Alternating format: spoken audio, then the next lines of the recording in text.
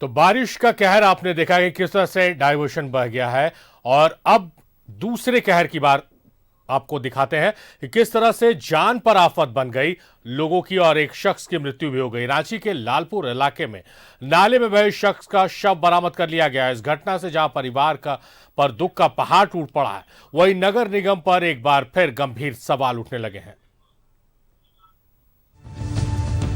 राजधानी रांची के सरायटांड़ के एक नाले में बहने से देव प्रसाद राम की मौत हो गई, लेकिन इसके साथ ही उसके परिवार के सारे अरमान टूट गए, क्योंकि देव प्रसाद ही अपने परिवार का एकमात्र कमाऊ सदस्य था। बूढ़े माता पिता का सहारा छिन गया और बच्चों के सिर से पिता का साया उठ गया।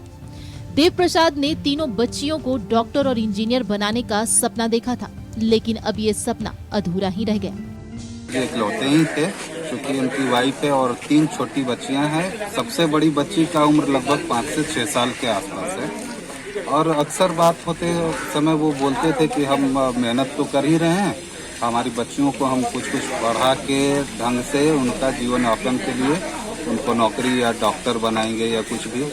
तो ये जो पानी के साथ बहे वो, तो उनके सपने भी बह गए और उनकी बेटियों का भविष्य भी लगभग बह ही गया।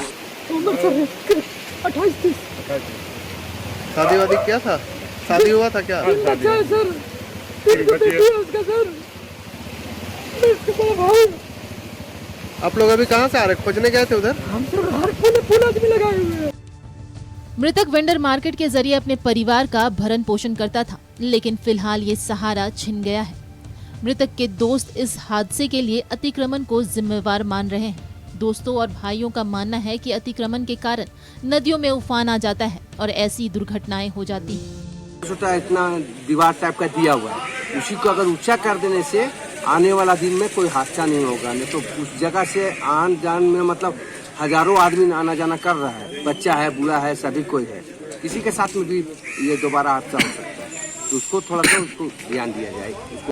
रांची के साथ राज्य के कई इलाकों में मानसून ने दगा दे दिया, लेकिन मानसून की विदाई के साथ लगातार हुई बारिश और अतिक्रमण ने नालों को जानलेवा बना दिया और इनसे एक जान चली गई। न्यूज़ 11 भारत के लिए रांची से इमरान की रिपोर्ट।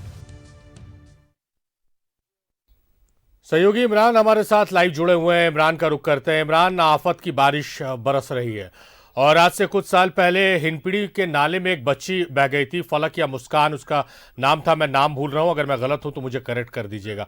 लगा कि ऐसी गलती फिर राजधानी रांची में देखने को नहीं मिलेगी, क्योंकि नेशनल खबर यह बन गई थी कि नाले में एक बच्ची बह गई, वो भी राजधानी रांची में। लेकिन वाह रे निगम ने कोई तैयारियां नहीं की थी कि इस तरह की अगर बारिश होगी तो किस तरह से निपटा जाएगा। और एक शख्स की मृत्यु हो गई, अपने पीछे 3 बच्चों को छोड़कर वो गया है। कई सपने अपनी बच्चियों के लिए उसने सजाए थे, वो सपने भी उसके साथ बह गए। ये लापरवाही नहीं, ये हत्या का मामला होना चाहिए। इमरान, देखिए बिल्कुल सारे हिंदपीढ़ी में जो बच्ची बही थी उनका नाम फलक था और कहीं ना कहीं उस कांड के बाद से ही झारखंड हाईकोर्ट ने भी पूरे मामले में संज्ञान लिया था और रांची नगर निगम को कई डायरेक्शन समय समय पर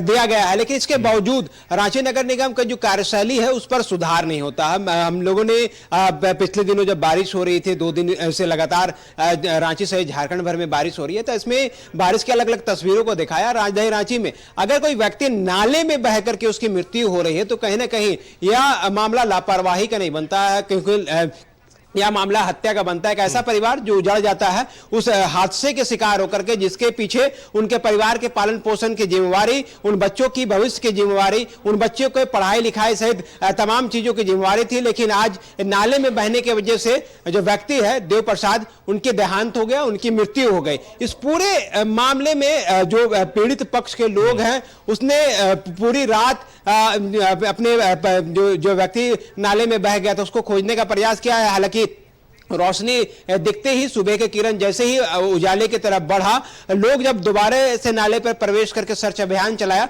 तब सुबह में उनका बॉडी मिल जाता है और फिर उनकी जो मृत्यु जो लोग सोच रहे थे वो कंफर्म भी हो जाती है। लेकिन इस पूरे मामले को लेकर के अब जो हाल के दिनों में जो घटनाएं हुई है, पिछले 2-3 सालों से हिंदपीढ़ी से यह सिलसिला शुरू हुआ था और उसके बाद सदर थाना क्षेत्र में भी एक व्यक्ति के बहने से मौत हो गई थी। उस पूरे मामले में आज तक उस व्यक्ति का शव जो है बरामद नहीं कर पाई। हालांकि एनडीआरएफ की टीम ने जिला प्रशासन ने, रांची नगर निगम की टीम, रांची पुलिस की टीम ने लगातार सर्च अभियान किया था, लेकिन उसके बाद से भी आज तक ये सारी चीजें जो हैं, जो शव जो है वह बरामद नहीं किया गया। तो इस आफत की बारिश में ना सिर्फ इस परिवार को उजाड़ने का काम किया है, इसमें रांची नगर निगम को इस तरह की चीजें जो हैं वो पहले चिन्हित करनी होगी कि उन इलाके या उस वार्ड के वार्ड काउंसलर से जानकारी ली जाए, उस वार्ड के जनप्रतिनिधि से जानकारी ली जाए कि डेंजर जोन जो है आपके इलाके के कौन से हैं और उस डेंजर जोन का जो स्थिति है वो क्या कुछ है। क्योंकि जिस इलाके में यह पूरी घटना हुई है, यह पहली बार घटना हुई है,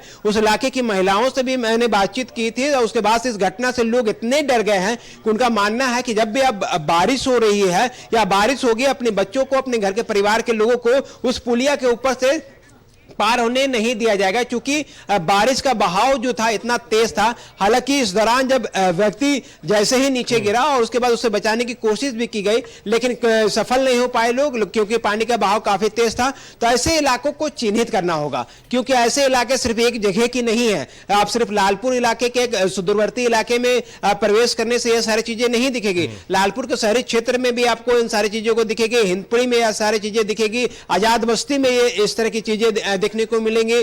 डोरंडा का इलाका जो है, डोरंडे के इलाके में भी व्यक्ति के नाले में गिरने की वजह से मौत हो गई थी, उन इलाकों में भी है, जगन्नाथपुर में है, धुरवा में है। तो इन इलाकों में आपको चिन्हित करना होगा, एक सोची समझी रणनीति के तहत निगम को काम करने होगा। बरसात से नहीं, बरसात से पहले आपको स्टेप लेना होगा कि किन इलाकों में आपको बैरिकेडिंग करनी है, किन इलाकों में बैरिकेडिंग नहीं करनी है। नालों में आप अगर पिलर तो बना दिए गए, लेकिन उन पिलर को आप ओपन छोड़ दिया गया है, खुला छोड़ दिया गया है, जिसके वजह से उन इलाकों में किसी के भी गिरने की संभावना बढ़ जाती है। और पानी जब भी पुल के ऊपर से गुजरेगा तो कहीं ना कहीं ये दुर्घटना जो है आपको देखने को मिल सकती है। इसलिए आने वाले दिनों में जिला प्रशासन, रांची नगर निगम, रांची पुलिस को ऐसे डेंजर जोन को चिन्हित करने चाहिए, ताकि इस तरह की घटना की पुनरावृत्ति ना हो। इस तरह की घटने से पूरा परिवार जो है वह बर्बाद हो जाता है, क्योंकि कई लोग एक व्यक्ति के साथ जुड़े रहते हैं, उनके जीविका के साथ जुड़े रहते हैं, और ये घटना उसी को सीख देती है कि 3 बच्चों के भविष्य को लेकर के जो व्यक्ति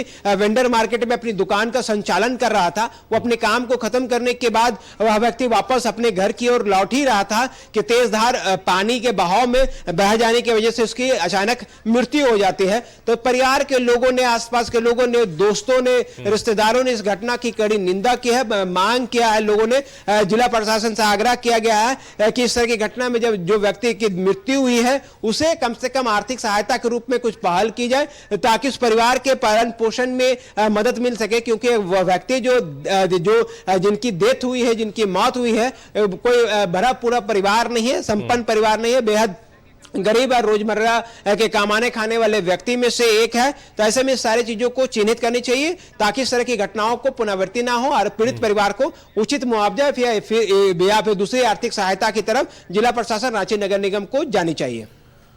जाहिर तौर पर इमरान, अब उम्मीद की जानी चाहिए कि निगम और सरकार उसके बच्चियों के लिए जो भविष्य उसने देखा था मृतक ने, उस सपने को पूरा करे। और बहुत अच्छी बात आपने कही है कि डेंजर जोन चिन्हित करने की आवश्यकता है और वार्ड काउंसलर के जरिए ये डेंजर जोन आप चिन्हित कीजिए और घटना होने से पहले बचाव की तरफ आप बढ़िए।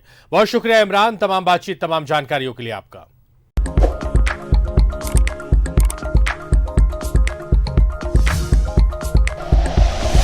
Like and share videos, subscribe करें हमारा चैनल और प्रेस करें बेल आइकॉन। न्यूज़ 11 भारत, सच है तो दिखेगा।